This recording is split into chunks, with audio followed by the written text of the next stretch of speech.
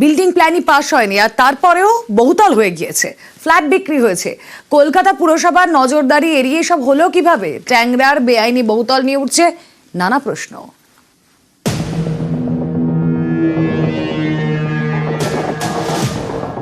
গা ঘেঁষে বহুতল, একটা বহুতল হেলে প্রায় আরেকটার ওপর।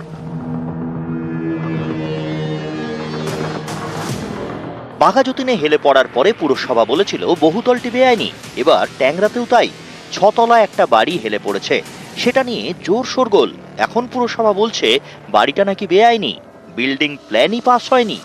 ট্যাংরার যে বাড়িটি, সেই বাড়িটির কোনো স্যাংশন প্ল্যান দেখাতে পারেননি যারা ওনার, যারা বাড়িতে রয়েছেন অকুপায়ার, কেউ দেখাতে পারেননি। কলকাতা পুরসভার কাছেও নেই সেই বাড়ির প্ল্যান স্যাংশন। এদিকের বাড়িটা স্যাংশন প্ল্যান পায়নি, এফআইআর তো নিশ্চয়ই হয়েছে। বাড়ি কি ভেঙে ফেলা হবে সিদ্ধান্ত নিয়ে? এটাকে স্ট্রাকচারাল স্টেবিলিটি রিপোর্ট নিয়ে ইঞ্জিনিয়াররা ঠিক করবে। এখানেই প্রশ্ন, বিল্ডিং প্ল্যান ছাড়া বহুতল হলো কিভাবে? 6 তলা বাড়ি তো একদিনে তৈরি হয়ে যায়নি, অন্তত কয়েক মাস ধরে তৈরি হয়েছে। এতদিনে পুরসভার কারো নজরে পড়লো না? কর্পোরেশনের কাছে আসুন, কর্পোরেশনের থেকে বৈধ প্ল্যান নিন, নিয়ে বাইরে তৈরি করুন, সেটা বৈধ বাড়ি হবে। সেই বাড়িতে আপনারা নিশ্চিন্তে থাকতে পারবেন। এই ফোরে প্রমোটারের হাত থেকে বাঁচতে হবে। হেলে যাওয়া বাড়ি বেআইনি, গা ঘেঁষে থাকা পাশের বাড়িটিও বেআইনি। এই বাড়িটি আগে তৈরি হচ্ছিল, বাড়িটির নিয়ম না মেনে তৈরি হচ্ছিল বলে কাজ বন্ধের নোটিশ দেয় পুরসভা। স্থানীয়দের দাবি, তখন তো পাশের পুষ্পাঞ্জলি অ্যাপার্টমেন্টও তৈরি হচ্ছিল, সেটাও যে বেআইনি সেটা কেন নজরে পড়লো না পুরসভার?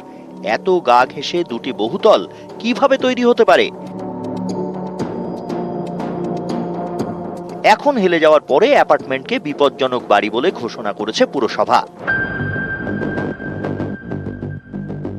বহুতল ভাঙারও নোটিশ ছাঁটানো হয়েছে।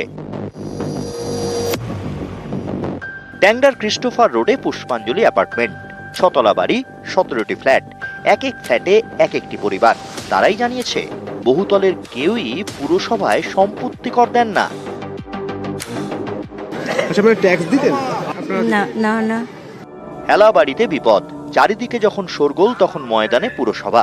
বৃহস্পতিবার ট্যাংরায় হেলে যাওয়া বহুতলের পরিস্থিতি খতিয়ে দেখেন কলকাতার পুরসভার ইঞ্জিনিয়ার, সঙ্গে ছিলেন যাদবপুর বিশ্ববিদ্যালয়ের স্ট্রাকচারাল ইঞ্জিনিয়ারিং ডিপার্টমেন্টের প্রধান।